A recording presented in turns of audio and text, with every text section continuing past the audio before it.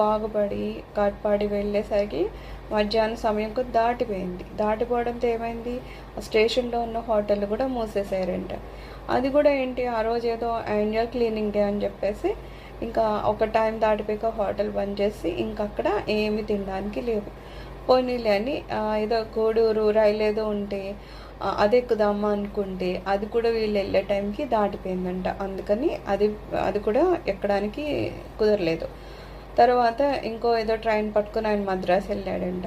ఆ మద్రాసు కూడా చాలా లేట్గా మద్రాసు సెంట్రల్ స్టేషన్కి చేరుకుందంట. ఇంత లేట్ అయ్యేసరికి ఇంకా అక్కడ కూడా తినడానికి ఏమీ లేదు. సర్లే అని చెప్పి అర్ధరాత్రి అయ్యాక ఇంటికి వెళ్ళాడంట. ఇంటికి వెళ్ళాక ఇంట్లోనే రాత్రి నుండి ఉంటాయి కదా, తిన్నాక మిగిలిన అవి నాకు పెట్టు అంటే ఏం మిగలలేదన్నాడు. పోనీ ఏదైనా వండి పెట్ట, నాకు ఆకలి వేస్తుందంటే రేపు పొద్దున్న తద్దినం కదా, అందుకని రాత్రి మనం వండకూడదు కదా, అందుకని ఇప్పుడు